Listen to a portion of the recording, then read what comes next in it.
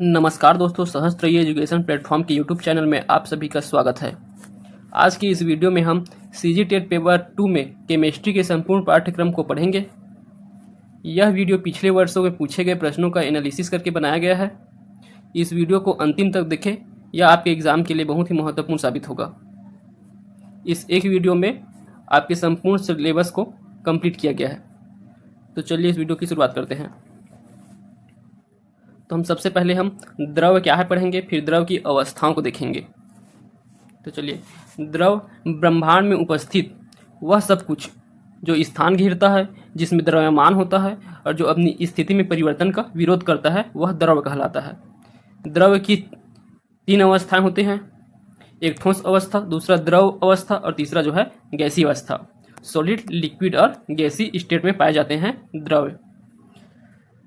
चलिए अब बारी बारी से देखते हैं इनमें क्या अंतर है। तो देखिए, ठोस अवस्था वह भौतिक अवस्था जिसमें पदार्थों का आकार एवं आयतन दोनों निश्चित होते हैं। तो देखिए, ठोस अवस्था में आकार भी होगा और आयतन दोनों निश्चित होते हैं। और वहीं द्रव अवस्था की बात करें तो इसमें जो है आयतन निश्चित होता है, परंतु इसका आकार जो है अनिश्चित होता है। और वही गैसीय अवस्था की बात करें तो गैसीय अवस्था में आकार और आयतन दोनों जो है अनिश्चित होते हैं। अगर इनके उदाहरण देखें तो ठोस अवस्था में लकड़ी, लोहा, पत्थर ये सब आ जाएंगे। द्रव अवस्था में दूध, जल, पेट्रोल, तेल ये आ जाएंगे। इनका आयतन निश्चित होता है, परंतु आकार हम जिस पात्र में रखते हैं उसका आकार ले लेते हैं द्रव। और वही गैसीय अवस्था में धुआं, जल वाष्प, वायु ये सब गैसीय अवस्था के उदाहरण हैं।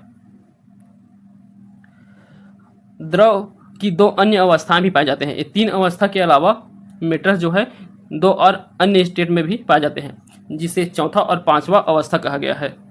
जिन्हें है प्लाज्मा, इसे जो है द्रव का चौथा अवस्था कहा गया है। वह अवस्था जिसमें गैसों के कण अत्यधिक ऊर्जा एवं अधिक उत्तेजित आयनिक अवस्था में होते हैं, उन्हें प्लाज्मा अवस्था कहते हैं। देखिए, आयनिक अवस्था में होते हैं ना, आयोनाइज्ड स्टेट में, तब ये जो है प्लाज्मा अवस्था कहलाएंगे। इसमें गैसें विद्युत एवं चुंबकीय क्षेत्र से अत्यधिक प्रभावित होते हैं। ये प्लाज्मा अवस्था कहाँ स्पेस में पाया जाता है? ज़्यादातर ये जो है अंतरिक्ष में पाया जाता है और ब्रह्मांड का लगभग 94% जो है प्लाज्मा से निर्मित है। इसी को जो है चौथा अवस्था किया गया है द्रव का। फिर अगला है बोस-आइंस्टीन कंडेंसेट, BEC स्टेट। ये जो है द्रव की इस अवस्था का नाम सत्येंद्र नाथ बोस, जो कि भारत के वैज्ञानिक हैं, और दूसरे हैं एल्बर्ट आइंस्टीन, इन दोनों के नाम पे बोस-आइंस्टीन कंडेंसेट अवस्था रखा गया है।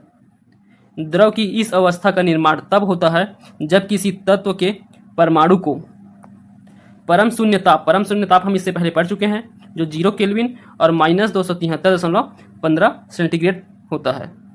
तो अगर हम किसी तत्व के परमाणु को परम शून्य ताप पर ठंडा करते हैं, तब जो है वो परमाणु जो है क्या होता है, परस्पर आपस में मिलकर एक सुपर एटम का निर्माण करते हैं। तो परम शून्य ताप पर किसी परमाणु को ठंडा करने से उसके परमाणु जो है परस्पर आपस में मिलकर एक सुपर एटम का निर्माण करते हैं। उसी को जो है बोस-आइंस्टीन कंडेंसेट स्टेट कहते हैं। तो ये जो है द्रव का 5वां अवस्था कहलाता है। इसका नाम सत्येंद्र नाथ बोस और एल्बर्ट आइंस्टीन के नाम पे रखा गया है। तो ये जो है 5 अवस्थाएं होते हैं द्रव की। तो चलिए अब आगे देखते हैं। अब हम जो है एक अवस्था से दूसरी अवस्था में परिवर्तन कैसे होता है, तो उनके परिवर्तन होने की जो क्रिया होती है उसे क्या क्या कहते हैं, इन टर्म को देखेंगे। तो देखिए, पहला है गलनांक, इसे मेल्टिंग पॉइंट कहते हैं। तो ये क्या होता है, जिस तापमान पर ठोस पिघलकर द्रव अवस्था में परिवर्तित हो जाता है वह इसका गलनांक कहलाता है। मान लीजिए एक बर्फ है, वह पिघलकर जो है जल बन जाए, तब वो क्या कहलाएगा, ये गलनांक पॉइंट कहलाता है, जिस तापमान पर ये जो है ठोस से द्रव में परिवर्तित होता है। दूसरा है वाष्पीकरण, इसे कहते हैं वेपोराइजेशन। किसी पदार्थ का द्रव अवस्था से गैसीय अवस्था में परिवर्तन जो है वाष्पीकरण कहलाता है। तो ये ठोस से जो द्रव बना, तब जो है गलनांक, जिस तापमान पे बना वो गलनांक कहलाया। अब जब द्रव अवस्था से वो गैस अवस्था में परिवर्तित होता है तो उस क्रिया को जो है वाष्पीकरण या वेपोराइजेशन कहलाता है। अगला है क्वथनांक या बॉइलिंग पॉइंट। वायुमंडलीय दाब पर वह तापमान जिस पर द्रव उबलने लगता है, अर्थात गैसीय अवस्था में परिवर्तित होने लगता है, वह द्रव का क्वथनांक कहलाता है। तो देखिए, द्रव से गैस में जो परिवर्तित हुआ उस क्रिया को हम वाष्पीकरण कहें, और जिस तापमान में द्रव से गैस में परिवर्तन होता है उस तापमान को जो है क्वथनांक या बॉइलिंग पॉइंट कहते हैं। ठीक, तो इसमें कंफ्यूज नहीं होना है। वाष्पीकरण एक क्रिया है और क्वथनांक जो है एक तापमान है, वह तापमान है जिसमें द्रव जो है गैसीय अवस्था में परिवर्तित हो जाता है। अगला है हिमीकरण या फिर फ्रीजिंग। किसी द्रव का ठोस अवस्था में परिवर्तन हिमीकरण कहलाता है। तो देखिए, उदाहरण से अगर समझे तो जल का बर्फ में परिवर्तन जो है क्या हो जाएगा, हिमीकरण कहलाएगा। ठीक, और जिस तापमान में होता है इसको हम हिमांक बिंदु या फिर हिमांक पॉइंट कहते हैं, फ्रीजिंग पॉइंट कहते हैं। ठीक, तो क्या हुआ, जल जो है बर्फ में परिवर्तित हो गया। या फिर इसका उदाहरण और ले सकते हैं, ज्वालामुखी लावा का ठंडा होकर के ठोस में परिवर्तित हो जाना। तो कोई ज्वालामुखी होता है, वो पहले बहुत ज़्यादा गर्म होता है, तब वो कैसे रहता है, एक द्रव के समान रहता है, और जब वह ठंडा हो जाता है तो ये जो है चट्टानों में जो कि ठोस रहता है उसमें परिवर्तित हो जाता है। तो इस घटना को भी हम हिमीकरण या फ्रीजिंग कहेंगे। अगला है ऊर्ध्वपातन, जिसे सब्लिमेंटेशन के नाम से जानते हैं। वह प्रक्रिया जिसमें तत्व या पदार्थ गर्म किए जाने पर ठोस अवस्था से सीधे वाष्प अथवा गैसीय अवस्था में परिवर्तित हो जाते हैं, इसे हम ऊर्ध्वपातन कहते हैं। तो देखिए, इसमें क्या हुआ है, ऊर्ध्वपातन में कोई ठोस अवस्था में था और इससे पहले द्रव में परिवर्तित होता था, तो द्रव में परिवर्तित न होकर के ये सीधा किसमें परिवर्तित हो रहा है, गैसीय अवस्था में, तो उसे हम ऊर्ध्वपातन कहते हैं। इसे आपको याद रखना है। इसका उदाहरण क्या क्या आएगा, शुष्क बर्फ का गैस में बदलना, ड्राई आइस होता है वो डायरेक्ट जो है द्रव में ना परिवर्तित होकर वो गैस में बदल जाता है। उसी प्रकार कपूर का जलना, कपूर जल के द्रव में परिवर्तित नहीं होता, वो सीधा जो है गैस बन के उड़ जाता है। तो ये भी जो है ऊर्ध्वपातन का उदाहरण होगा। अगला है निक्षेपण, जिसे डिपोजिशन कहते हैं। किसी पदार्थ का गैसीय अवस्था से द्रव अवस्था में परिवर्तित हुए बिना सीधे ठोस अवस्था में परिवर्तित हो जाना निक्षेपण कहलाता है। तो देखिए, इसमें क्या था, ऊर्ध्वपातन में जो है ठोस अवस्था से डायरेक्ट गैसीय अवस्था में परिवर्तित हुआ, और इसमें जो है गैसीय अवस्था से डायरेक्ट द्रव अवस्था में परिवर्तित हुए बिना ये किसमें हो रहा है, ठोस अवस्था में परिवर्तित हो रहा है। तो गैस से ठोस में परिवर्तित होगा तो उसे हम निक्षेपण कहते हैं। इसके उदाहरण देखें तो शीत ऋतु में जल वाष्प का सीधे बर्फ में परिवर्तित हो जाना, जल का वाष्प जो है बर्फ बन जाता है शीत ऋतु में, तो ये जो है निक्षेपण का उदाहरण हो जाएगा। चलिए अब आगे देखते हैं। अब रासायनिक संगठन के आधार पर संसार के समस्त पदार्थों को 3 भागों में विभाजित किया गया है। एक होता है तत्व, दूसरा होता है यौगिक और तीसरा होता है मिश्रण। तो सबसे पहले हम तत्व पढ़ते हैं। तो तत्व पदार्थ का वह शुद्धतम रूप हुए जिसे किसी रासायनिक या भौतिक विधि द्वारा 2 या 2 से अधिक गुणों वाले संगठनों में नहीं बांटा जा सकता, और न ही सरल पदार्थों के योग से प्राप्त किया जा सकता है। ठीक, तो ये जो है किसी पदार्थ का शुद्धतम रूप होता है, इसे न किसी रासायनिक या भौतिक क्रिया द्वारा अलग किया जा सकता है, और न ही किसी 2 सरल पदार्थों में इसे बांटा जा सकता है। जैसे उसका उदाहरण देखें तो ऑक्सीजन, कार्बन, पारा, लोहा, ये सब जो है तत्व का है। वर्तमान समय में 112 तत्वों की खोज हो चुकी है। इनमें से जो है 92 तत्व प्रकृति में पाए जाते हैं, जबकि अन्य तत्व जो है वैज्ञानिकों द्वारा प्रयोगशाला में कृत्रिम तरीकों से संश्लेषित किए गए हैं। तो 92 तत्व जो है प्रकृति में पाए जाते हैं। अभी तक 112 तत्वों की खोज हो चुका है, परंतु जो है पीरियोडिक टेबल में जो है 118 तत्व मिलते हैं, 118 तत्व। ठीक, तो जिनमें से 112 जो है तत्वों की खोज हुई है और 92 प्राकृतिक रूप से, और जो बच गए 20 वो जो है कृत्रिम रूप से बनाया गया है। और कुछ ये एग्जाम ओरिएंटेड महत्वपूर्ण पॉइंट है ये दोनों। जैसे कि देखिए, ऑक्सीजन, सिलिकॉन एवं एल्यूमिनियम भूपर्पटी पर सर्वाधिक मात्रा में पाए जाते हैं। तो पृथ्वी पर सर्वाधिक मात्रा में कौन सा पाया जाएगा, तो सबसे ज़्यादा ऑक्सीजन पाया जाता है, उसके बाद सिलिकॉन, फिर एल्यूमिनियम। भूपर्पटी जो है पृथ्वी का सबसे ऊपरी हिस्सा होता है, तो वहाँ जो है सबसे ज़्यादा ऑक्सीजन 46.8%, वही सिलिकॉन 27.7%। तो अगर पूछे सर्वाधिक मात्रा में कौन सा पाया जाता है तो ऑक्सीजन होगा पृथ्वी के भूपर्पटी पर। और दूसरा है, अगर मानव शरीर में पूछा जाए तो मानव शरीर में कौन सा तत्व सबसे ज़्यादा पाया जाता है, तो वो जो होगा ऑक्सीजन। ऑक्सीजन 65%, कार्बन 18%, हाइड्रोजन जो है 10%। तो मानव शरीर में ये 3 जो है सर्वाधिक मात्रा में पाए जाते हैं। तो आपको इसे याद रखना है, कन्फ्यूज नहीं होना है। अगर पृथ्वी पर सर्वाधिक पूछा जाए तो भी ऑक्सीजन होगा, और मानव शरीर में भी अगर सबसे सर्वाधिक पूछा जाए तो भी ऑक्सीजन ही होगा। ठीक, और वायुमंडल में पूछा जाए तो सर्वाधिक क्या पाया जाता है, नाइट्रोजन पाया जाता है। कितना, लगभग 78%। अब आगे हम यौगिक देख लेते हैं। तो यौगिक कंपाउंड्स वह पदार्थ जो तत्वों के निश्चित अनुपात में रासायनिक संयोजन के फलस्वरूप बनते हैं, यौगिक कहलाते हैं। तो देखिए, दो या दो से अधिक पदार्थ जो है निश्चित अनुपात में रासायनिक संयोग से बनते हैं, यौगिक। इसके उदाहरण देखें तो जल जो है हाइड्रोजन और ऑक्सीजन से बना है, तो ये क्या है, यौगिक है। चीनी भी कार्बन, हाइड्रोजन इन सब से मिलकर बना होता है। चीनी यहाँ शक्कर है ना। नमक भी जो है एक यौगिक है। सोडियम और क्लोरीन से मिलके बनता है नमक। तो ये सब क्या है, यौगिक हैं। यौगिक जो है सामान्यतः कार्बनिक यौगिक और अकार्बनिक यौगिक के रूप में वर्गीकृत किया गया है।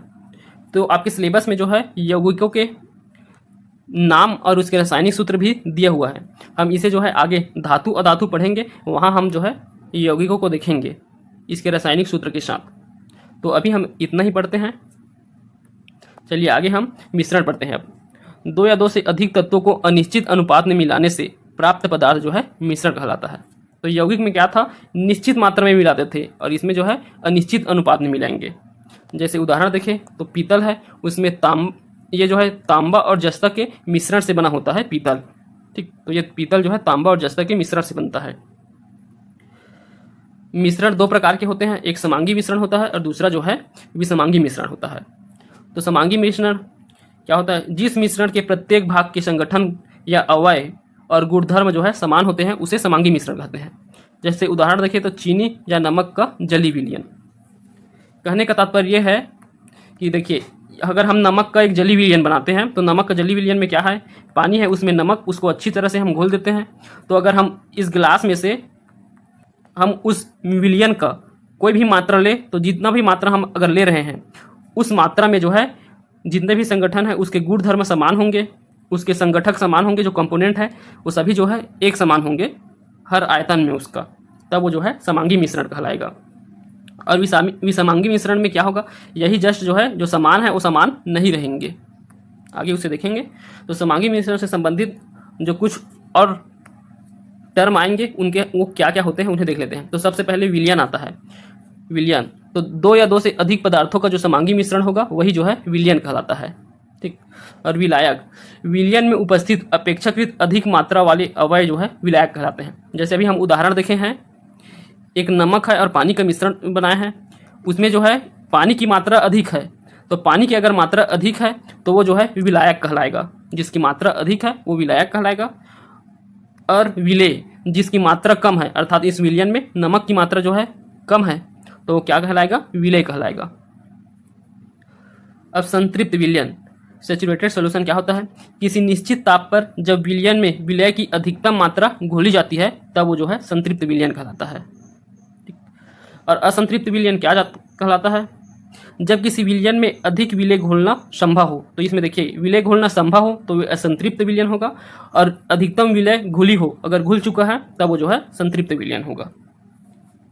और लास्ट है ये विलेयता, किसी एक यौगिक की किसी अन्य यौगिक में घुलने वाली क्षमता जो है उसका विलेयता कहलाता है।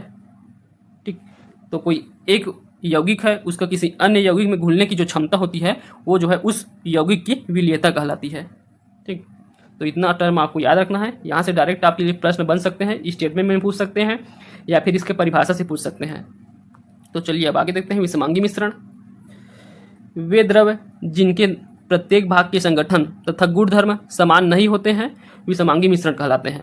इसके समझा दिया था मैं, अब इसके उदाहरण देख लीजिए। जैसे लोहे का बुरादा तथा रेत का मिश्रण है, तो लोहे के छोटे छोटे टुकड़े और रेत के दोनों को हम लोग मिक्स कर देते हैं।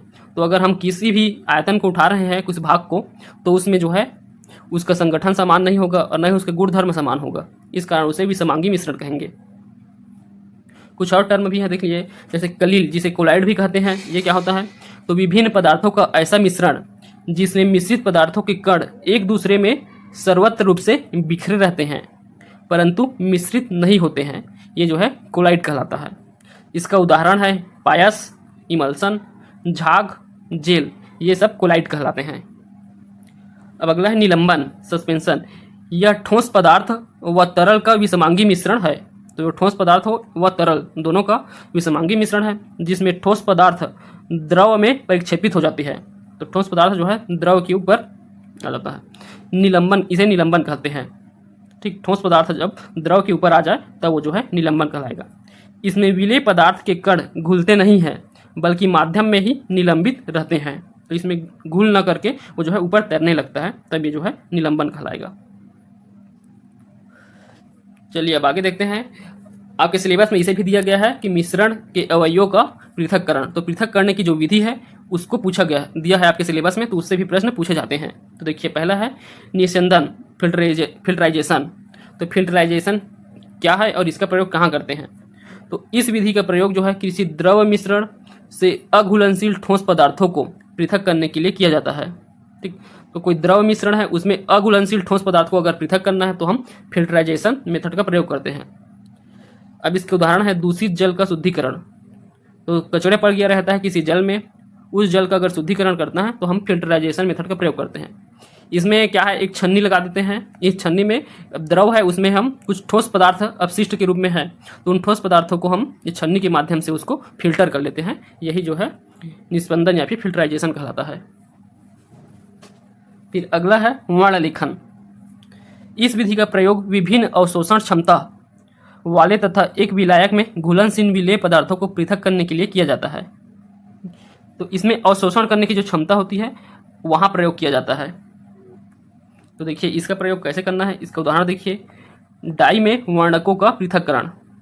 तो डाई है, इसमें वर्णक, वर्णक मतलब जो है ये भी जो है कलर होता है, रंगक, ठीक, रंजक होता है।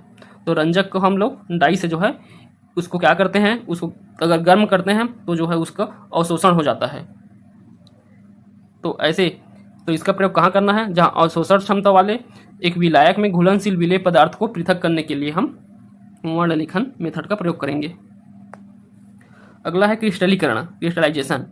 ठोस पदार्थों को शुद्ध करने के लिए इस विधि का प्रयोग करते हैं। तो ठोस पदार्थों के शुद्धिकरण के लिए हम क्रिस्टलाइजेशन का प्रयोग करते हैं।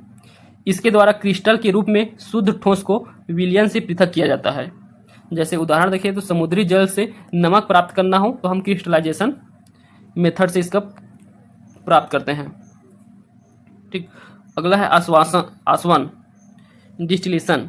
जब दो या अधिक द्रवों के क्वथनांकों के मध्य अंतर अधिक होता है तो ऐसे मिश्रण को आसवन विधि द्वारा पृथक किया जाता है। तो क्वथनांक अर्थात उसका जो बॉइलिंग पॉइंट जो है उसमें ज़्यादा का अंतर रहता है। तो जो कम बॉइलिंग पॉइंट वाले हैं उसे हम एक उसके बॉइलिंग पॉइंट तक के गर्म करके उसको हम क्या कर लेते हैं, फिल्टर कर लेते हैं। फिर जो अगला जो विलेय है वो बच जाएगा। तो इस प्रकार जो है हम इसका प्रयोग करते हैं। तो इसमें आसवन के अंदर का भी एक उसका प्रकार आता है प्रभाजी आसवन, फ्रैक्शनल डिस्टिलेशन। ये जो है पेट्रोलियम से पेट्रोल अलग करने के लिए, पेट्रोल, डीजल एवं अन्य घटकों को निकालने के लिए प्रयोग किया जाता है। देखिए, जब दो या अधिक घुलनशील द्रवों के क्वथनांकों के मध्य 25 केल्विन से कम का अंतर हो तो उसे प्रभाजी आसवन विधि द्वारा पृथक करते हैं। तो देखिए आसवन में हम क्या किए, क्वथनांकों के अंतर है उसी के पे आधारित था। तो प्रभाजी आसवन में भी इसमें फिक्स कर दिया है कि 25 केल्विन से कम अंतर वाले द्रवों के लिए प्रयोग किया जाता है। तो ठीक, तो 25 केल्विन से कम है उसे हम क्या करेंगे, उसका बॉइलिंग करके, क्वथनांक पॉइंट उसका कम है तो उसको बॉइलिंग करके जो है उसको फिल्टर कर लेंगे।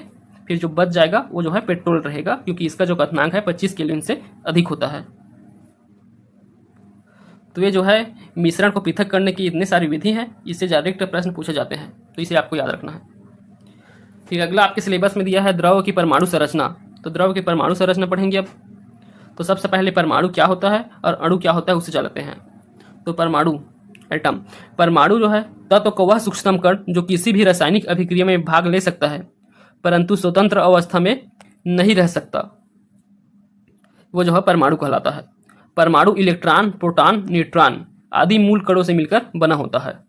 तो परमाणु सबसे सूक्ष्मतम कण होता है और ये रासायनिक क्रिया में भाग लेते हैं परंतु स्वतंत्र अवस्था में नहीं पाए जाते। इलेक्ट्रॉन, प्रोटॉन, न्यूट्रॉन ये 3 मूल कणों से मिलकर बना होता है परमाणु। उसके बाद है अणु। बहुत सारे परमाणु मिलकर जो है अणु बनाते हैं। तो अणु परमाणुओं के से मिलकर बना होता है। किसी पदार्थ का वह सूक्ष्मतम कण जो स्वतंत्र अवस्था में रह सकता है, तो ये जो है स्वतंत्र अवस्था में रह सकता है तथा जिसका रासायनिक संगठन पदार्थों के रासायनिक संगठन के समान ही होता है, वह जो है अणु कहलाता है। अब अणु भी 2 प्रकार के होते हैं, एक जो है सम अणु होता है और दूसरा जो है विषम अणु होता है। तो सम अणु जब समान प्रकार के परमाणुओं के संयोजन से जो निर्मित होते हैं वे सम अणु कहलाते हैं। जैसे ऑक्सीजन, दो ऑक्सीजन मिलकर ऑक्सीजन के अणु बनाते हैं। हाइड्रोजन, दो हाइड्रोजन तत्व मिलकर जो है हाइड्रोजन के H2 अणु बनाते हैं। तो ये जो है सम अणु के उदाहरण है। वही विषम अणु क्या होंगे? दो या दो से अधिक तत्वों के परमाणु संयोजन से निर्मित। तो दो या दो से अधिक तत्वों के परमाणु संयोजन से जो बनते हैं वे जो है विषम अणु कहलाएंगे। जैसे उदाहरण देखें तो जल, ये हाइड्रोजन और ऑक्सीजन दोनों के अणु से बना है, इस कारण ये जो है विषम अणु होगा। वैसे कार्बन डाइऑक्साइड ये कार्बन और ऑक्सीजन के अणु से बने हैं। अब चलिए हम परमाणु संरचना देखते हैं, स्ट्रक्चर ऑफ एटम। तो देखिए पहले इसके बैकग्राउंड को समझ लेते हैं। 20वीं शताब्दी में J Thomson, Rutherford, James Chadwick आदि वैज्ञानिकों ने यह सिद्ध कर दिया कि परमाणु जो है विभाज्य है। ठीक, इससे पहले जो है परमाणु को अविभाज्य माना जाता था, परंतु इन्होंने जो है 20वीं शताब्दी में परमाणु को विभाज्य है ये सिद्ध कर दिया। परमाणु जो है अत्यंत सूक्ष्म, स्थायी व अस्थायी, एक स्थायी और अस्थायी कणों से मिलकर बना होता है। तो इलेक्ट्रॉन, प्रोटॉन और न्यूट्रॉन ये परमाणु में पाए जाने वाले महत्वपूर्ण स्थायी कण हैं। तो इलेक्ट्रॉन, प्रोटॉन, न्यूट्रॉन से ही परमाणु बनता है। तो ये जो है क्या है, तीनों स्थायी कण है जो स्वतंत्र अवस्था में रह सकते हैं। और अस्थायी में क्या आते हैं, पॉजिट्रॉन वगैरह जो है वो सब जो है अस्थायी होते हैं, वो किसी किसी तत्व में पाया जाता है, किसी में नहीं पाया जाता। प्रोटॉन, न्यूट्रॉन परमाणु के नाभिक में, तो प्रोटॉन और न्यूट्रॉन ये दोनों जो है नाभिक में होते हैं, और इलेक्ट्रॉन जो है नाभिक के चारों ओर विभिन्न कक्षों में चक्कर लगाते हैं। तो देखिए इन मूल कणों का खोजकर्ता कौन है, इसको पूछे जाते हैं। तो इलेक्ट्रॉन की खोज जे थॉमसन ने किया है, प्रोटॉन की खोज गोल्डस्टीन ने, और न्यूट्रॉन की खोज चैडविक ने। देखिए प्रोटॉन की खोज गोल्डस्टीन ने की है, परंतु इसका नामकरण जो है रदरफोर्ड ने किया है। तो यदि ऑप्शन में क्या रहे, गोल्डस्टीन न रहे, प्रोटॉन की खोज करते पूछे हो, तो वहां अगर रदरफोर्ड ऑप्शन में है तो उसे लगा सकते हैं। पर सबसे ज्यादा प्रायोरिटी किसे दिया है, गोल्डस्टीन को। और इनकी आवेश की बात करें तो इलेक्ट्रॉन जो है निगेटिव आवेश होता है, प्रोटॉन में जो है पॉजिटिव आवेश होता है, और न्यूट्रॉन जो है एक उदासीन होता है। ठीक, तो इतना आपको याद रखना है यहाँ से। अब अगला हम परमाणु संरचना संबंधित जो महत्वपूर्ण कुछ पद हैं उन्हें देख लेते हैं। तो पहला है परमाणु संख्या, जिसे हम परमाणु क्रमांक कहते हैं। इसे हम जेड से प्रदर्शित करते हैं। तत्व के परमाणु के नाभिक में उपस्थित धन आवेशों, तो धन आवेश किसमें था, प्रोटॉन में, तो धन आवेशों की कुल संख्या को परमाणु संख्या या परमाणु क्रमांक कहते हैं। तो नाभिक में जितने उसके प्रोटॉन होते हैं धन आवेश, उसी की जो संख्या है वो जो है उसका परमाणु क्रमांक कहलाता है। दूसरा होता है द्रव्यमान संख्या। द्रव्यमान संख्या इसी को हम द्रव्यमान भार भी कहते हैं। इसे ए से रिप्रेजेंट करते हैं। किसी तत्व के परमाणु के नाभिक में उपस्थित प्रोटॉनों एवं न्यूट्रॉनों की संख्या के योगफल को हम द्रव्यमान कहते हैं। तो परमाणु क्रमांक सिर्फ प्रोटॉनों की संख्या है, जब हम प्रोटॉनों में न्यूट्रॉनों की संख्या को भी जोड़ देंगे तब वो जो है उसका द्रव्यमान संख्या हो जाता है या परमाणु भार हो जाता है। ठीक, तो द्रव्यमान संख्या इसका सूत्र भी हो जाएगा प्रोटॉनों की संख्या प्लस न्यूट्रॉनों की संख्या। ठीक, तो इससे अगर कभी न्यूमेरिकल पूछे जाते हैं तो इसको आप आसानी से इसे बना सकते हैं। अगला है समस्थानिक। तो ये तीन टर्म आते हैं, एक समस्थानिक होता है, दूसरा समभारिक होता है और तीसरा होता है समन्यूट्रॉनिक। तो देखिए सम स्थानिक, तो यहाँ क्या बोला है, स्थान जो है सम, सम का अर्थ होता है बराबर, तो इसमें कंफ्यूजन ना हो इसलिए मैं यहाँ बता दे रहा हूँ आपको। स्थान, तो स्थान क्या दर्शा रहा है, उसके कोई एक निश्चित स्थान होगा। तो पीरियोडिक टेबल में हम परमाणु क्रमांक, तो परमाणु क्रमांक ही उसका स्थान होता है के आधार पर सजाए हुए हैं पीरियोडिक टेबल को। तो स्थान लिखा है तो परमाणु क्रमांक जो है समान होंगे, सम अर्थात बराबर, और स्थान मतलब परमाणु क्रमांक। तो जहाँ परमाणु क्रमांक समान हो वह जो है समस्थानिक होगा। और वही समभारिक में, तो भार किससे दिखाता है, उसके द्रव्यमान भार को। तो ये क्या हो जाएगा भार, तो यहाँ से डायरेक्ट पता चल गया इसका द्रव्यमान संख्या जो है समान होगा, तब उसे क्या समभारिक कहेंगे। और सम न्यूट्रॉनिक, तो यहाँ न्यूट्रॉन है, जहाँ न्यूट्रॉनों की संख्या जो है समान हो तब जो है सम न्यूट्रॉनिक होगा। तो देखिए चलिए इसको पढ़ लेते हैं। तो समस्थानिक इसे आइसोटोप भी कहते हैं। तो आइसोटोप क्या होंगे, वे तत्व जिनमें परमाणु क्रमांक समान परंतु द्रव्यमान संख्या भिन्न भिन्न होते हैं समस्थानिक कहलाते हैं। इसके उदाहरण देखें तो हाइड्रोजन के समस्थानिक प्रोटियम, देखिए ये इसका जो है परमाणु क्रमांक होता है, ये जो है परमाणु भार होता है। तो जिसके प्रोटियम, ड्यूटेरियम और ट्राइटियम ये तीन जो है हाइड्रोजन के समस्थानिक हैं। प्रोटियम इसका परमाणु भार 1 होता है, ड्यूटेरियम का परमाणु भार 2 होता है और ट्राइटियम का 3 होता है। ठीक, परमाणु क्रमांक एक ही होता है इनका। तो ये है समस्थानिक हाइड्रोजन के। दूसरा है संभारिक, इसे आइसोबार कहते हैं। वे तत्व जिनमें द्रव्यमान संख्या समान परंतु परमाणु क्रमांक जो है भिन्न भिन्न होते हैं संभारिक कहलाते हैं। इसके उदाहरण देखिए तो आर्गन 40 इसका परमाणु भार है और 18 जो इसका परमाणु क्रमांक है। तो आर्गन का 18 है, पोटेशियम का 19 है और कैल्शियम का 20 है परमाणु क्रमांक, और इनके परमाणु भार तीनों का जो है 40-40 ही है। ठीक, तो ये आर्गन, पोटेशियम और कैल्शियम एक दूसरे के संभारिक हैं। फिर है समन्यूट्रॉनिक, इसे आइसोटोन कहते हैं। वे तत्व जिनकी परमाणु संख्या तथा द्रव्यमान संख्या भिन्न भिन्न होते हैं परंतु न्यूट्रॉनों की संख्या जो है समान होती है, तो इसे जो है समन्यूट्रॉनिक कहते हैं। इसका उदाहरण देखें तो सोडियम, मैग्नीशियम, ये दोनों जो है समन्यूट्रॉनिक हैं। इन तत्वों में जो है न्यूट्रॉनों की संख्या जो है 12-12 है। ठीक, चलिए अब आगे देखते हैं। अब जो है अगला टॉपिक है अम्ल, क्षार एवं लवण। ये भी आपके सिलेबस में दिया गया है, तो अब चलिए अम्ल, क्षार और लवण को पढ़ते हैं। तो सबसे पहले अम्ल। अम्ल वह पदार्थ है जो जल में घुलकर हाइड्रोजन आयन H+ या प्रोटॉन प्रदान करने की क्षमता रखते हैं, वे जो हैं अम्ल कहलाते हैं। तो H+ प्रदान करने की और प्रोटॉन प्रदान करने की क्षमता रखते हैं, ये जो है अम्ल कहलाते हैं। अम्ल स्वाद में खट्टे होते हैं, जो जली घोल में नीले लिटमस पेपर, तो इसको याद रखना है, नीले लिटमस पेपर को लाल रंग में परिवर्तित कर देता है, ये जो है अम्ल कहलाता है। ठीक, तो नीले लिटमस पेपर को लाल लिटमस पेपर में परिवर्तित कर देता है। ठीक, इसका pH मान जो है 7 से कम होता है। अब अम्ल 2 प्रकार के होते हैं, एक ऑक्सी अम्ल, दूसरा होता है हाइड्रा अम्ल। तो ऑक्सी अम्ल ऐसे अम्ल जिनमें हाइड्रोजन एवं ऑक्सीजन दोनों उपस्थित होते हैं, वे ऑक्सी अम्ल कहलाते हैं।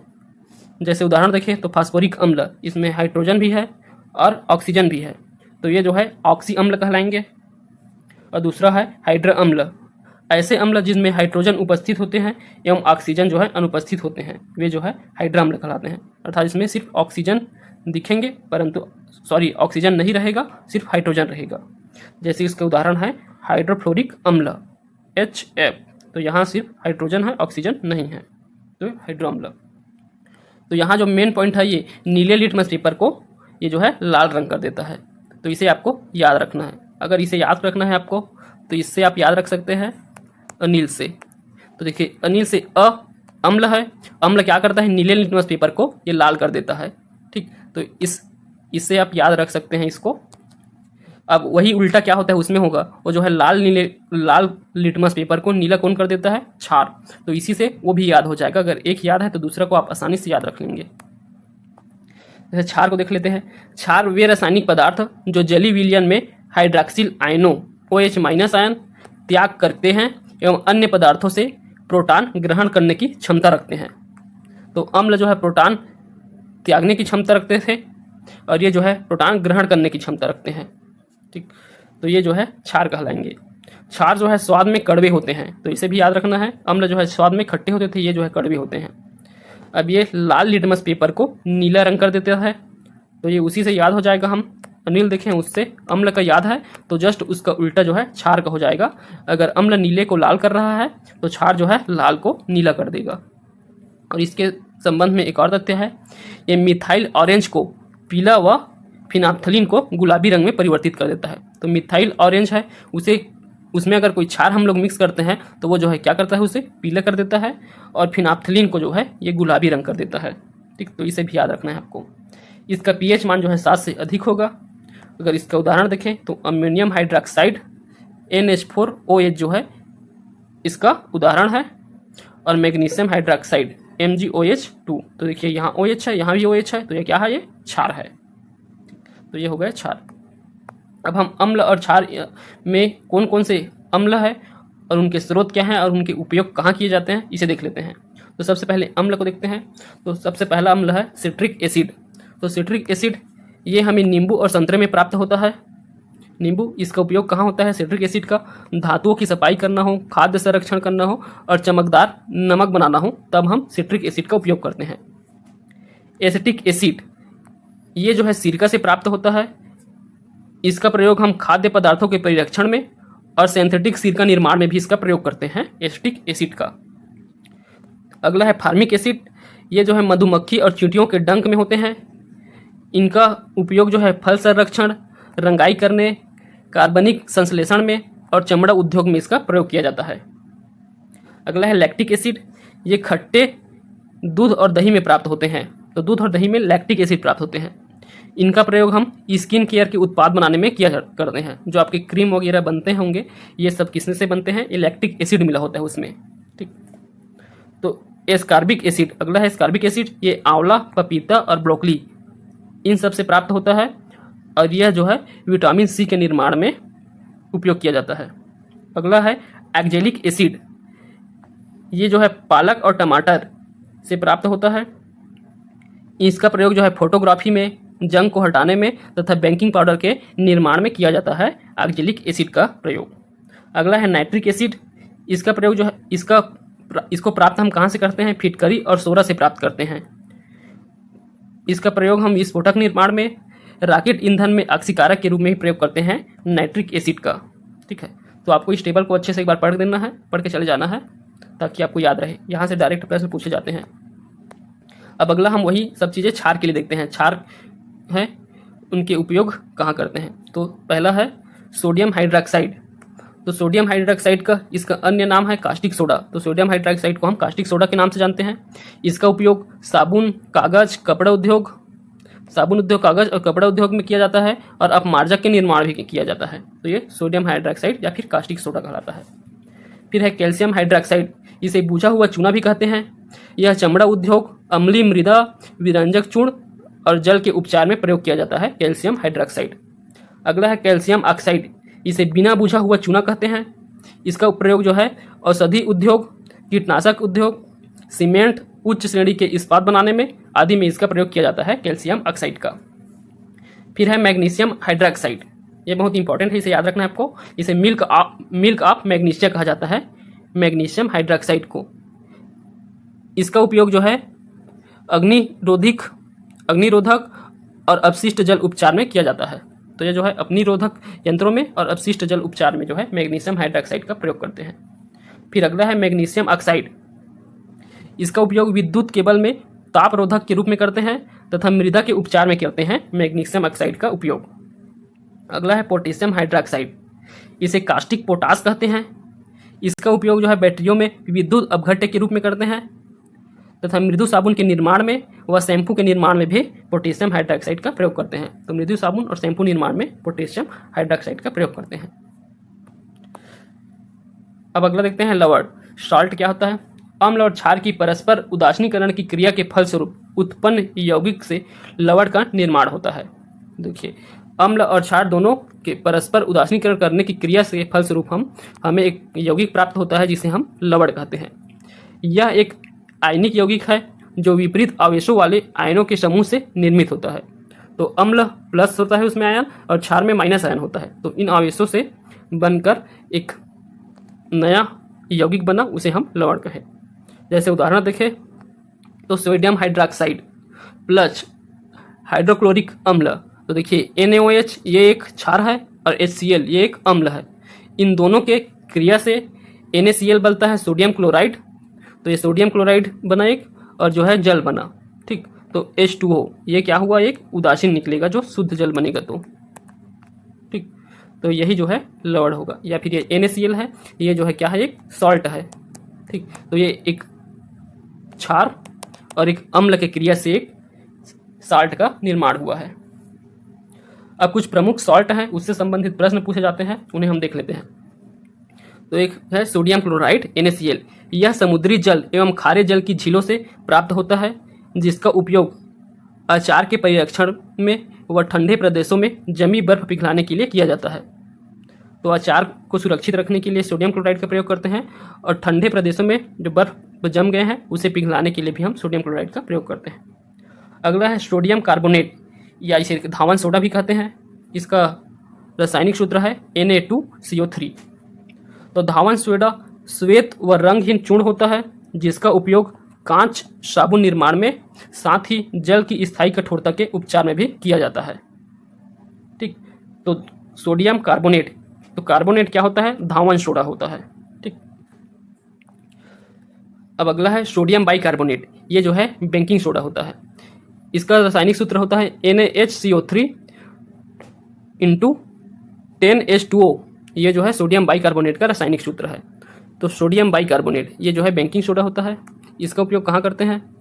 तो इसका प्रयोग भोजन निर्माण में खमीर अभिकर्ता अर्थात लिविंग एजेंट के रूप में एवं खाद्य पदार्थों तथा तले हुए भोजन के निर्माण में किया जाता है।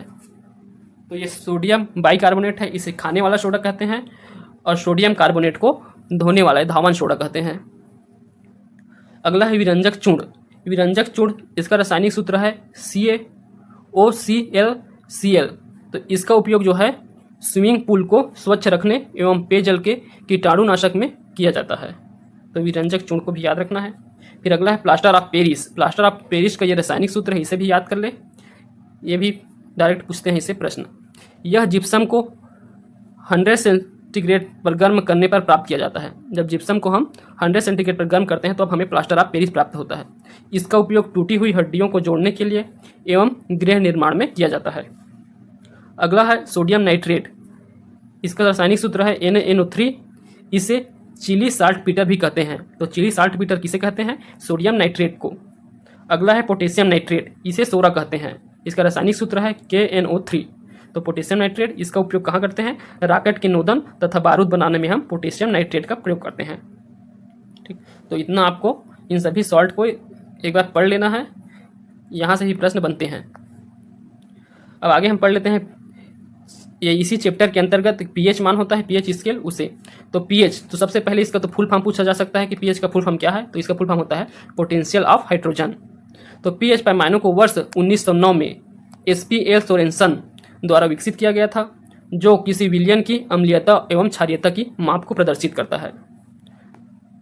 तो इसका जो विकास जो है सोरेनसन नामक वैज्ञानिक ने 1919 में किया था पीएच स्केल का। यह जो है किसी विलयन का अम्लीयता और क्षारीयता को प्रदर्शित करता है। पीएच पैमाना 0 से 14 तक के लघुगणकीय मान अर्थात लॉगरिथमिक वैल्यू को प्रदर्शित करता है। 0 सर्वाधिक अम्लीयता तथा 7 उदासीन एवं 14 जो है सर्वाधिक क्षारीयता को प्रदर्शित करता है। ये पीएच स्केल है, ये 7 है सेंटर में, ये 7। ठीक, तो ये जो है उदासीन प्रकृति का होता है। अगर हम इसके लेफ्ट साइड जाते हैं तो ये जो है क्या होते जाता है? अम्लीय प्रकृति की होते जाता है। तो ये जो है इसकी बढ़ती हुई अम्लीय प्रकृति को दर्शा रहा है। और अगर हम इसके राइट साइड जाते हैं तो ये जो है बढ़ती हुई क्षारीय प्रकृति को दर्शाता है। यहाँ टेबल में कुछ पदार्थ और उनके पीएच मान दिए गए हैं, यहाँ से जो है डायरेक्ट प्रश्न पूछे जाते हैं। तो समुद्री जल, इसका पीएच मान जो है 8.4 होता है। रक्त का पीएच मान 7.4 होता है। लार का पीएच मान जो है 6.5 होता है। दूध का पीएच मान जो है 6.4 होता है। मूत्र का पीएच मान 6 होता है। शराब का पीएच मान 2.8 होता है। सिरका का पीएच मान 2.4 होता है। नींबू का पीएच मान जो है 2.2 होता है। ठीक, तो इनसे जो है डायरेक्ट प्रश्न पूछे जा सकते हैं, तो इसे याद रखना है। और शुद्ध जल का पीएच मान जो है 7 होता है। अब हम अगला चैप्टर देखते हैं धातु और अधातु। तो धातु और अधातु, सबसे पहले हम धातु को पढ़ लेते हैं, उसके बाद अधातु को। तो धातु मेटल्स वे तत्व जो इलेक्ट्रॉनों को त्याग करके धनायन बनाने की प्रवृत्ति रखते हैं धातु कहलाते हैं। तो ऐसे तत्व जो इलेक्ट्रॉन तक त्याग के धनायन बनाते हैं वे जो है धातु कहलाते हैं। धातु में कुछ प्रमुख गुण होते हैं, उसे देख लेते हैं। तो सामान्यतः धातुएं सामान्यतः आघातवर्धनी, चमकदार, लोचशील अर्थात तन्य तथा विद्युत एवं ऊष्मा के सुचालक होते हैं। ठीक, तो आघातवर्धनी, चमकदार होते हैं, तन्य होते हैं और विद्युत एवं ऊष्मा के सुचालक होते हैं धातु। अब तक आवर्त सारणी में 118 तत्वों की खोज की जा चुकी है, जिसमें से 94 जो है तत्व जो है धातु हैं। ठीक, तो इसे आपको याद रखना है। टोटल 94 तत्व जो है धातु हैं। अब आगे हम धातुओं के भौतिक और रासायनिक गुण देखेंगे। तो सबसे पहले हम भौतिक गुण देखते हैं। तो धातुएं सामान्य ताप अर्थात 25 सेंटीग्रेड पर ठोस अवस्था में पाए जाते हैं। पारे के अतिरिक्त अर्थात पारे जो है द्रव अवस्था में पाया जाता है। पारा एकमात्र धातु है जो कि सामान्य ताप पर द्रव अवस्था में पाया जाता है। गैलीलियम एकमात्र धातु है जो निम्न ताप पर ठोस अवस्था में भी पाया जाता है। ठीक, तो एकदम कम ताप में भी जो है गैलीलियम जो है ठोस अवस्था में ही पाया जाएगा। सामान्यतः धातुएं कठोर होती हैं, परंतु सोडियम एवं पोटेशियम धातुएं इतनी कोमल होती हैं कि उन्हें चाकू से काटा जा सकता है। तो देखिए धातुएं तो कठोर होंगी, परंतु इसमें एक्सेप्शनल कौन सा है? सोडियम और पोटेशियम। तो ये जो है कोमल होते हैं। ठीक, तो इन्हें भी याद रखना है। धातुएं ऊष्मा एवं विद्युत की सुचालक है। तो ये विद्युत और ऊष्मा के लिए ये गुड कंडक्टर के रूप में है धातुएं। चांदी तथा तांबा सर्वाधिक चालक धातुएं हैं। तो चांदी और तांबा जो है सर्वाधिक विद्युत और ऊष्मा के सुचालक हैं, जबकि सीसा तथा पारा इसके अपवाद हैं। तो सीसा और पारा जो है क्या होते हैं, ये ऊष्मा और विद्युत के जो है कुचालक होते हैं। बाकी सभी धातु जो है चालक होते हैं, सीसा और पारा को छोड़कर। ठीक, तो ये जो है इसके भौतिक गुण के अंतर आ जाएगा। अगला है रासायनिक गुण। तो धातुएं विभिन्न प्रकार की अधातुएं जैसे कि ऑक्सीजन से अभिक्रिया करके धात्विक ऑक्साइड का निर्माण करते हैं। यह अभिक्रिया दहन अर्थात बर्निंग कहलाता है। धातुएं ऑक्सीजन से क्रिया करके धात्विक ऑक्साइड बनाती हैं। धातुएं तनु अम्ल से अभिक्रिया करके हाइड्रोजन विस्थापित करते हैं। जैसे धातु है तनु अम्ल के साथ अभिक्रिया करके धातु लवण में परिवर्तित होगा और एक हाइड्रोजन को क्या करेगा, बाहर निकालेगा। ठीक, तो ये जो है धातुओं के रासायनिक गुण हैं। अब हम धातुओं की सक्रियता को देख लेते हैं। तो धातुओं की सक्रियता, तो धातुओं की सक्रियता से अर्थ है धातुओं में जो दूसरे तत्वों के साथ क्रिया करने की जो उसकी प्रवृत्ति रहती है वे जो है धातु की सक्रिया कहलाता है। तो किस धातु में सर्वाधिक रहता है और किस में कम होता है, ये जो है अवरोही क्रम में है। तो पोटेशियम में जो है सर्वाधिक सक्रियता होता है। तो पोटेशियम सबसे ज़्यादा, उसके बाद होता है सोडियम, फिर कैल्शियम, फिर मैग्नीशियम, एल्यूमिनियम, तांबा, मरकरी, चांदी, सोना और प्लेटिनियम। तो देख लीजिए इसे सर्वाधिक जो है पोटेशियम में है, इसे याद रखना है। अगर पोटेशियम ऑप्शन में न रहे तो सोडियम को याद रखना है और कैल्शियम, ये तीन को याद रखना है। सोडियम, पोटेशियम और कैल्शियम, ये तीन में जो है सर्वाधिक होता है। और सबसे कम किस में होता है, एक होता है प्लेटिनियम सबसे कम, उसके बाद जो है सोना में होता है, गोल्ड में, उसके बाद जो है सिल्वर में होता है। ठीक, तो इन तीनों को जो है सबसे कम है, इसे याद रख लेना है। अगला जो है कुछ महत्वपूर्ण धातुएं और उनके अयस्क दिए गए हैं। ये जो है एग्जाम में डायरेक्ट यहाँ से पूछे जाएंगे इस टेबल से प्रश्न। तो चलिए इसको देखते हैं। तो धातु यहाँ दिया हुआ है एक, और इसके अयस्क। तो यूरेनियम, तो यूरेनियम इसके यह किससे प्राप्त होता है, तो पिच ब्लेड से प्राप्त होता है। तो यूरेनियम का अलग से होता है पिच ब्लेड। तो पिच ब्लेड जो है यूरेनियम का अयस्क है। थोरियम का अयस्क जो है मोनोजाइट है। सिल्वर का अयस्क का रूबी सिल्वर और हॉर्न सिल्वर। देखिए ये रूबी सिल्वर और हॉर्न सिल्वर से सिल्वर प्राप्त होता है। और एक और होता है जर्मन सिल्वर। तो जर्मन सिल्वर जो है मिश्र धातु है, इसमें जो है सिल्वर की कोई मात्रा नहीं होता है। तो देखिए सिल्वर जो है रूबी सिल्वर और हॉर्न सिल्वर, इन दोनों से ही प्राप्त होते हैं। अगला है गोल्ड के अयस्क में सिल्वेनाइट और कैल्वेनाइट, ये दो जो है गोल्ड के अयस्क है। फिर मरकरी का अयस्क सिनेबार। फिर है जिंक का जिंक ब्लेड और जिंकाइड। तो ये जो है दोनों नाम से ही याद रहेगा, जिंक ब्लेड और जिंकाइड, जिंक के अयस्क है। कॉपर का कॉपर ग्लास होता है एक, और दूसरा होता है क्यूप्राइट। तो कॉपर ग्लास और क्यूप्राइट से हम कॉपर प्राप्त करते हैं। तो इन सभी का हम धातु हैं, इन सभी धातु का सबसे ज़्यादा इंपॉर्टेंट यूरेनियम, थोरियम है, सिल्वर है, मरकरी है और जिंक, ये जो है सबसे ज़्यादा इंपॉर्टेंट है। ये सबको आपको याद रखना है। इसके बाद जो है कैल्शियम को जो है इसका अयस्क होता है एस्बेस्टस। एल्यूमिनियम बॉक्साइट तो पता होगा ही आपको। बॉक्साइट के अलावा ये है फेल्सपार से भी प्राप्त करते हैं एल्यूमिनियम को।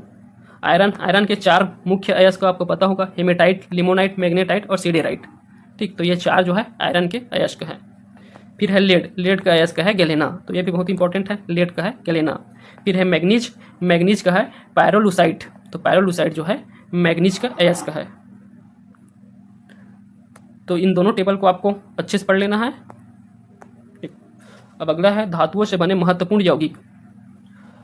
तो धातुओं से कुछ महत्वपूर्ण यौगिक बने हैं, उन यौगिक को देख लेते हैं। पहला है सोडियम कार्बोनेट, ये धावन सोडा जिसे कहते हैं, इसे एक बार और भी देख चुके हैं। तो देखिए इसे धोने वाला सोडा या धावन सोडा भी कहते हैं। इसका उपयोग जल के खारेपन को दूर करने के लिए तथा कांच एवं बोरेक्स आदि के निर्माण में किया जाता है। ठीक, तो सोडियम कार्बोनेट बार बार आ रहा है, इसको याद रखना है। सोडियम कार्बोनेट इसे धावन सोडा कहते हैं। वही सोडियम बाइकार्बोनेट इसे बेकिंग सोडा कहते हैं या खाने का सोडा कहते हैं। इसका उपयोग रोगाणुरोधी और अग्निशमन के रूप में किया जाता है। फिर है क्यूप्रिक सल्फेट, ये जो है कॉपर का है। ये क्या है, कॉपर और सल्फर और ऑक्सीजन का यौगिक है।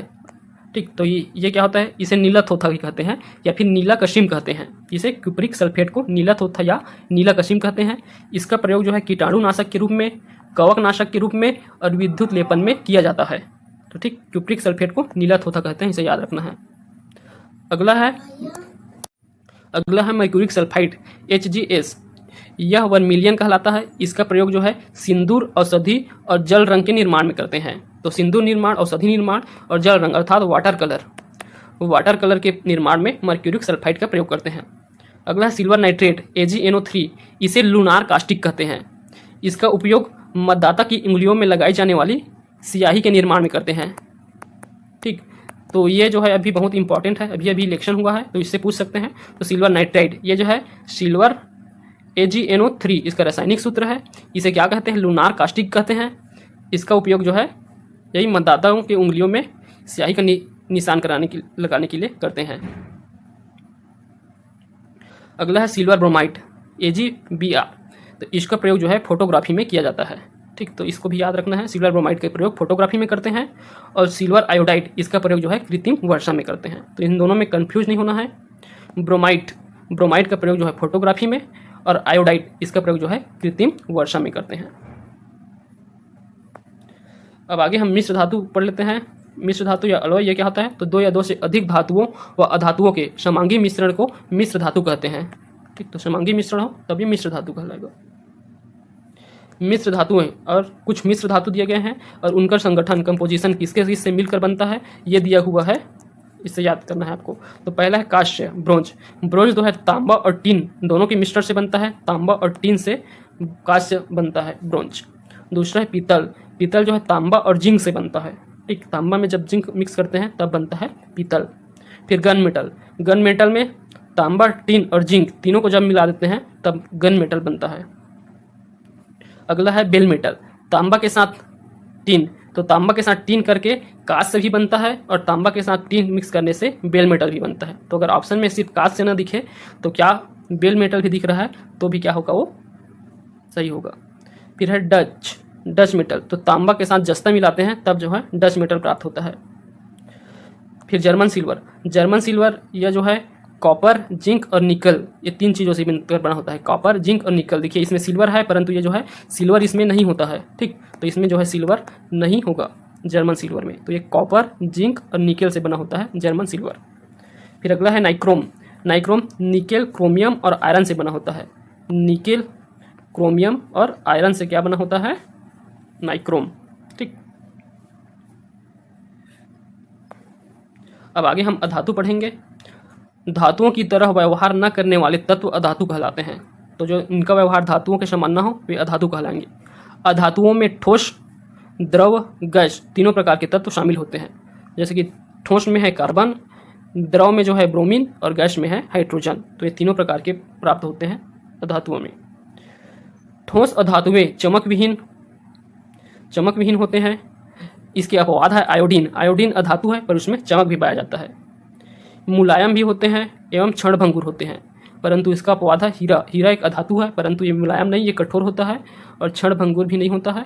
ठीक, तो ये क्या हो जाएगा, ये इसके अपवाद है हीरा। तो इन अपवादों को याद रखना है, अपवादों से प्रश्न बन सकते हैं। अधातुएं ऊष्मा एवं विद्युत की कुचालक होती है। तो ऊष्मा और विद्युत की कुचालक होते हैं सभी अधातुएं। इसका अपवाद है ग्रेफाइट जो है इसका अपवाद है क्योंकि ग्रेफाइट जो है विद्युत का सुचालक है।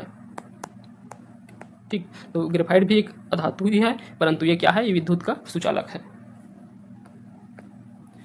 आगे अब हम कुछ प्रमुख अधातुएं हैं और उनके यौगिक देखेंगे। जैसे कि है हाइड्रोजन, तो पहले हम हाइड्रोजन को अच्छे से पढ़ेंगे। इसके साथ नाइट्रोजन आपके सिलेबस में दिया हुआ है, नाइट्रोजन दिया हुआ है, ठीक, ऑक्सीजन दिया हुआ है, तो इसे देखते हैं। तो सबसे पहले हाइड्रोजन की खोज वर्ष 1766 में हेनरी कैवेंडिश ने की थी, जबकि इसका नामकरण एटाइन लेवाइजर ने वर्ष 1783 में किया था। ठीक, तो इसके खोज करता है हेनरी कैवेंडिश और इसके नामकरण है इटाइन। तो हाइड्रोजन, सूर्य एवं तारों के आधे भाग में हाइड्रोजन पाए जाते हैं। तो सूर्य एवं तारों के आधे भाग में क्या पाया जाता है, हाइड्रोजन। तो सूर्य, इसमें जो न्यूक्लियर फ्यूजन के द्वारा उससे एनर्जी जनरेट होता है और वहाँ न्यूक्लियर फ्यूजन जो है हाइड्रोजन के माध्यम से होता है। तो आधा से अधिक भाग सूर्य में जो है हाइड्रोजन है। ब्रह्मांड में द्रव्यमान की दृष्टि से हाइड्रोजन का तृतीय स्थान है। तो ब्रह्मांड में द्रव्यमान में हाइड्रोजन जो है तीसरे स्थान पर है। इसके नाभिक में केवल एक प्रोटॉन उपस्थित होता है तथा न्यूट्रॉन जो है अनुपस्थित होता है। ठीक, तो सिर्फ एक प्रोटॉन होता है इसके नाभिक में, इसलिए इसका परमाणु क्रमांक जो है 1 है। ठीक, हाइड्रोजन को भविष्य का ईंधन भी कहा जाता है। ठीक, तो अभी भविष्य के लिए जो है हाइड्रोजन को ईंधन कहा जाता है, क्योंकि इसका प्रयोग जो है ईंधन के रूप में किया जा रहा है, इसलिए हाइड्रोजन को भविष्य का ईंधन कहा जाता है। अब हाइड्रोजन के महत्वपूर्ण यौगिकों को देख लेते हैं। तो सबसे पहला है हाइड्रोजन परऑक्साइड, H2O2 इसका रासायनिक सूत्र है। इसका उपयोग जो है कीटनाशक के रूप में, तब प्रतिरोधी के रूप में, घाव भरने, दूध एवं शराब के परिरक्षण में एवं रॉकेट एवं पनडुब्बियों के ईंधन के रूप में किया जाता है। तो ये जो हाइड्रोजन परऑक्साइड है ये बहुत ही महत्वपूर्ण यौगिक है। फिर अगला है भारी जल, हेवी वाटर। इसका रासायनिक सूत्र होता है D2O। भारी जल की खोज वर्ष 1932 में यूरे तथा वासबर्न ने की थी। तो यूरे और वासबर्न द्वारा भारी जल की खोज 1932 में किया गया। इसका घनत्व साधारण जल से अधिक होता है तथा इसका उपयोग न्यूट्रॉन मंदक, न्यूक्लियर मैग्नेटिक रिजोनेंस NMR में तथा स्पेक्ट्रोस्कोपी करने में किया जाता है। फिर अगला है जल, H2O। जल में हाइड्रोजन और ऑक्सीजन के भार का अनुपात 1:8 होता है, इसके भार का अनुपात, और इनके आयतन का अनुपात जो है 2:1 होता है। ठीक, तो इनके भार के अनुपात को याद रखना है, 1:8 होता है और आयतन जो है 2:1 होता है। जल अपने शुद्धतम रूप में विद्युत का कुचालक होता है। देखिए, तो शुद्ध जल जो है विद्युत का कुचालक रहता है और जो सामान्य जल जो है विद्युत का सुचालक होता है। ठीक, तो याद रखना है इसे, बहुत इंपॉर्टेंट पॉइंट है कि शुद्धतम जल जो है विद्युत का कुचालक होता है और शुद्धतम जल उदासीन भी होता है क्योंकि उसका pH मान जो है 7 होता है। अब अगला हम पढ़ते हैं नाइट्रोजन। यह वायु का प्रमुख घटक है जो वायुमंडल में लगभग 78% मात्रा में विद्यमान है। तो सर्वाधिक मात्रा में वायुमंडल में नाइट्रोजन पाया जाता है 78%। नाइट्रोजन यूरिया का प्रमुख घटक है। तो यूरिया का यह प्रमुख घटक है। यूरिया में 46% जो है नाइट्रोजन होता है। वर्ष 1772 में स्कॉटलैंड के वैज्ञानिक डेनियल रदरफोर्ड ने वायु से ऑक्सीजन एवं कार्बन डाइऑक्साइड के पृथक्करण के दौरान नाइट्रोजन की खोज की थी। तो नाइट्रोजन का खोज जो है ऑक्सीजन और कार्बन डाइऑक्साइड के बाद नहीं हुआ है।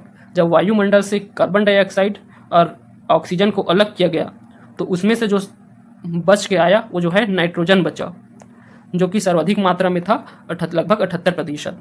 तो इस प्रकार जो है डेनियल रदरफोर्ड के द्वारा नाइट्रोजन की खोज किया गया है। अब हम नाइट्रोजन के यौगिकों के संबंध में पढ़ लेते हैं। तो नाइट्रोजन का प्रमुख यौगिक है अमोनिया, NH3। सर्वप्रथम प्रिस्टले ने वर्ष 1774 में अमोनिया गैस की खोज की थी। यह रंगहीन तीक्ष्ण गंध वाली गैस है। द्रवित अमोनिया का प्रयोग प्रशीतक में बर्फ जमाने के लिए किया जाता है। देखिए, अमोनिया की खोज प्रिस्टले के द्वारा किया गया था। अमोनिया रंगहीन होता है और तीक्ष्ण गंध वाला गैस होता है। द्रवित अमोनिया का प्रयोग कहाँ करते हैं? प्रशीतक के रूप में। बर्फ जमाने के लिए हम अमोनिया का प्रयोग करते हैं, द्रवित अमोनिया का। इसके अतिरिक्त अमोनिया का उपयोग जो है विस्फोटक पदार्थ के निर्माण में भी किया जाता है। ठीक, तो इसके उपयोग को याद रखना है। अगला है nitrous oxide, N2O। Nitrous oxide एक रंगहीन हल्की मीठी गंध वाली गैस है जिसे निश्चेतक अर्थात एनेस्थीसिया के रूप में प्रयोग करते हैं। एनेस्थीसिया के रूप में ऑक्सीजन के साथ नाइट्रस ऑक्साइड का मिश्रण करके प्रयोग किया जाता है। इसे लाफिंग गैस भी कहते हैं। तो किसे कहते हैं लाफिंग गैस? नाइट्रस ऑक्साइड को। ठीक, इसे एनेस्थीसिया के रूप में ऑक्सीजन के साथ नाइट्रस ऑक्साइड का मिश्रण बना के प्रयोग करते हैं। ठीक, तो ये सब इसके संबंध में याद रखना है आपको। अब अगला हम ऑक्सीजन गैस को पढ़ते हैं। वैज्ञानिक कार्ल विल्हेम सीले ने वर्ष 1772 में ऑक्सीजन की खोज की थी। तो ऑक्सीजन की खोज विल्हेम सीले के द्वारा किया गया है। ऑक्सीजन अज्वलनशील गैस है, याद रखना है ना। ऑक्सीजन जो है अज्वलनशील गैस है परंतु दहन में सहायक होती है। खुद अज्वलनशील गैस है परंतु ऑक्सीजन जहाँ होता है वहाँ आग जो है बहुत ज़्यादा फैलता है, इसलिए इसे दहन में सहायक माना जाता है। यह वायुमंडल में लगभग 21% मात्रा में पाई जाती है, जबकि भूपर्पटी में व्याप्त तत्व में ऑक्सीजन की मात्रा 46.6%, जो कि सर्वाधिक है। इसे आगे भी पहले भी देख चुके हैं कि पृथ्वी के भूपर्पटी में जो है सर्वाधिक मात्रा में ऑक्सीजन पाया जाता है 46.6%, और वायुमंडल में ये जो है लगभग 21% पाया जाता है। इसे प्राणवायु भी कहा जाता है। प्राणवायु भी कहा जाता है ऑक्सीजन को। ऑक्सीजन का उपयोग कृत्रिम श्वसन हेतु किया जाता है, इसी कारण इसे प्राणवायु भी कहते हैं। समुद्र के भीतर ऑक्सीजन का अभाव पाया जाता है। समुद्र के भीतर ऑक्सीजन का अभाव पाया जाता है, वहाँ हीलियम और ऑक्सीजन के मिश्रण से भरे हुए सिलेंडर का प्रयोग करते हैं। तो इसको याद रखना है, समुद्र के भीतर जो है हीलियम और ऑक्सीजन के मिश्रण से भरे हुए सिलेंडर का प्रयोग करते हैं। ये जो है तैराकियों द्वारा प्रयोग किए जाने वाले सिलेंडर में होता है हीलियम और ऑक्सीजन का मिश्रण। और ये ऑक्सीजन है उसका ही एक अपरूप है ओजोन, यहाँ O2 लिखा गया है, ये O3 है। तो ओजोन जो है ये जो है ऑक्सीजन का अपरूप है। ओजोन की उत्पत्ति वायुमंडल में उपस्थित ऑक्सीजन पर पराबैंगनी किरणों अल्ट्रावायलेट रेस के प्रभाव से हुई है। यह ऑक्सीजन का अपरूप है जो सूर्य से आने वाली पराबैंगनी किरणों को पृथ्वी की सतह पर आने से रोकता है। ओजोन वायुमंडल के समतापी मंडल में पाया जाता है। ये जो है समताप मंडल स्ट्रेटोस्फीयर में पाया जाता है ओजोन। ये एक रक्षात्मक परत के रूप में पाई जाती है। तो ये जो है सूर्य से जो अल्ट्रावायलेट रेस आते हैं उससे बचाता है कौन? ओजोन। वायुमंडल के समताप मंडल में पाया जाता है। ओजोन नीले रंग की विषैली मछली जैसी गंध वाली विस्फोटक गैस है। तो नीले रंग का गैस होता है और मछली जैसे गंध आता है ओजोन का, जिसका उपयोग जो है कीटाणुनाशक, विरंजक, परिरक्षक के रूप में किया जाता है। तो ओजोन का जीवाणुनाशक, विरंजक और परिरक्षक के रूप में भी ओजोन का प्रयोग करते हैं। अब आगे है आप लोग के सिलेबस में हाइड्रोकार्बन दिया हुआ है। तो हाइड्रोकार्बन का भी सामान्य जानकारी सिलेबस में है, तो वहाँ से भी प्रश्न बन सकते हैं। तो ऐसे कार्बनिक यौगिक जो कार्बन एवं हाइड्रोजन परमाणु आबंध से युक्त होते हैं हाइड्रोकार्बन कहलाते हैं। ठीक, अर्थात जिसमें कार्बन और हाइड्रोजन परमाणु हो वे जो है हाइड्रोकार्बन कहलाएंगे। हाइड्रोकार्बन का उपयोग पॉलीथीन, पॉलीप्रोपेन, पॉलीस्टाइरीन आदि बहुलकों के निर्माण में किया जाता है। उच्च अणुभार वाले हाइड्रोकार्बनों का उपयोग पेंट में विलायक के रूप में और रंजक तथा औषधियों के निर्माण में किया जाता है। ठीक, जिनके अणुभार उच्च रहते हैं उनका प्रयोग जो है पेंट के विलायक में, रंजक में और औषधियों के निर्माण में करते हैं। अब हाइड्रोकार्बन निम्नलिखित प्रकार के होते हैं। तो एक संतृप्त हाइड्रोकार्बन होता है, दूसरा जो है असंतृप्त हाइड्रोकार्बन होता है।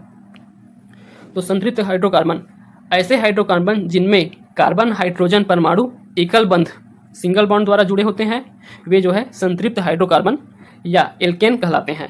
ठीक, तो जिनमें सिंगल बॉन्ड होता है वे जो है संतृप्त हाइड्रोकार्बन या फिर एल्केन कहलाते हैं। जैसे उदाहरण देखिए तो मीथेन CH3 ये जो है संतृप्त हाइड्रोकार्बन है, इसमें सिंगल बॉन्ड है।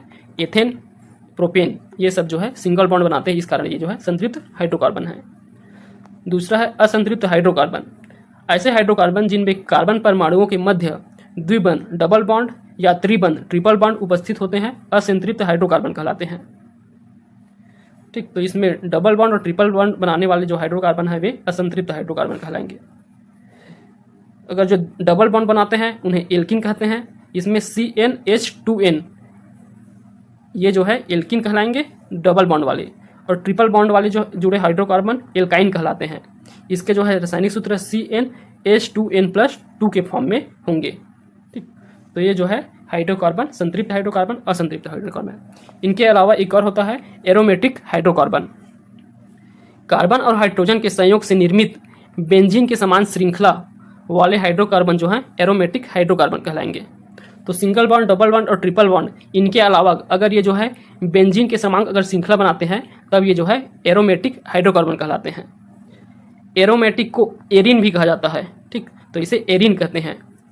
इनमें एक विशेष प्रकार की गंध पाई जाती है जिससे हम पहचानते हैं एरोमेटिक हाइड्रोकार्बन को। इसमें विशेष प्रकार की गंध होती है।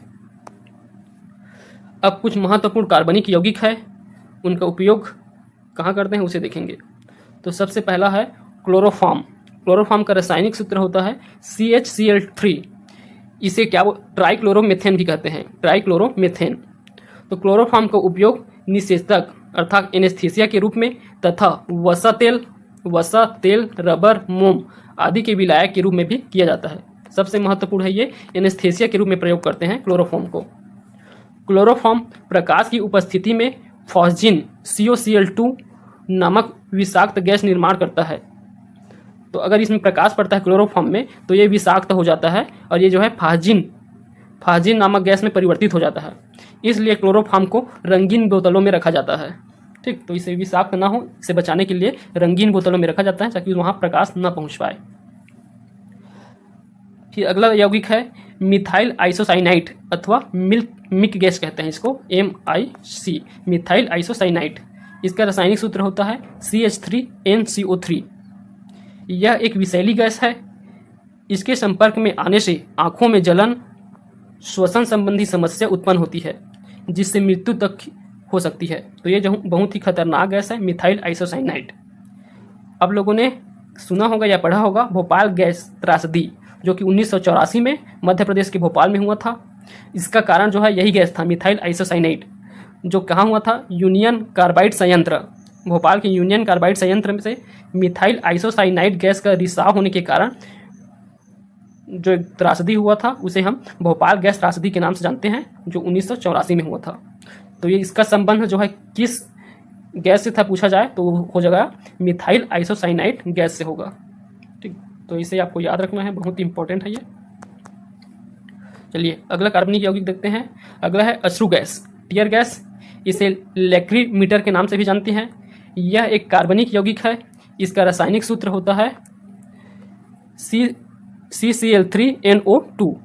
इसका मुख्य उपयोग पुलिस द्वारा अनियंत्रित धुएं को हटाने के लिए किया जाता है। तो अश्रु गैस, इसका रासायनिक सूत्र याद रखना है आप लोग को।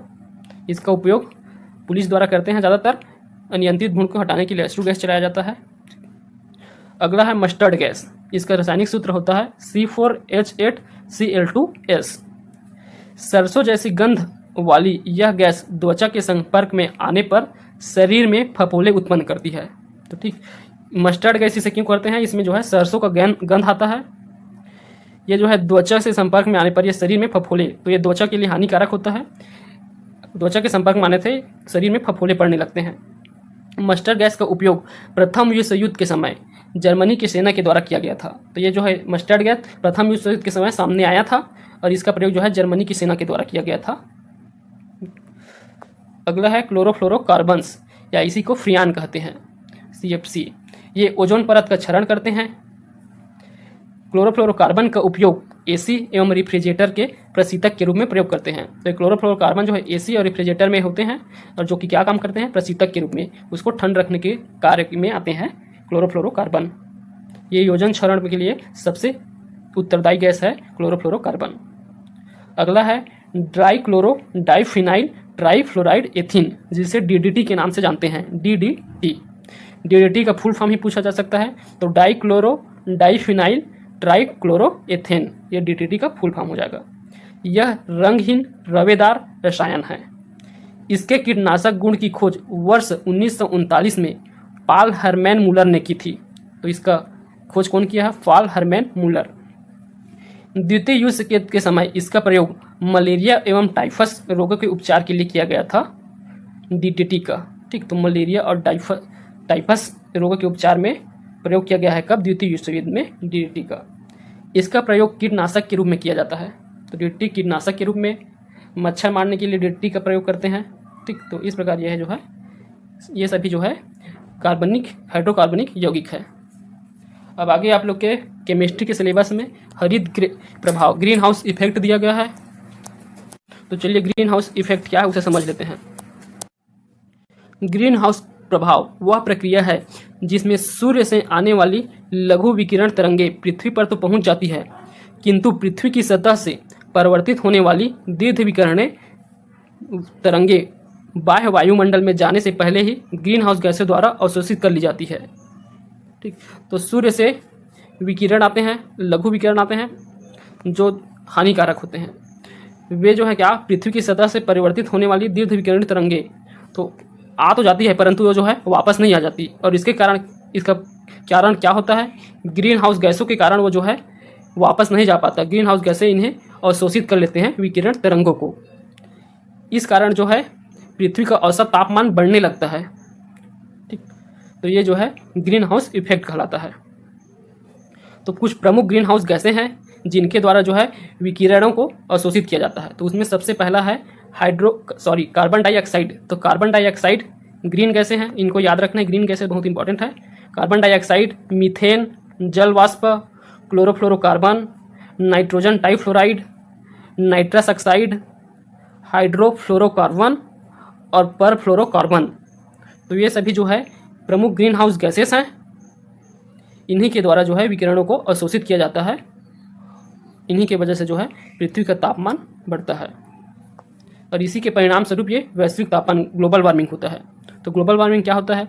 जब पृथ्वी के वायुमंडल का औसत तापमान ग्रीन हाउस गैसों तथा अन्य पर्यावरण प्रदूषणों के कारण बढ़ जाता है तो यह वैश्विक तापन या भूमंडलीय तापन कहलाता है।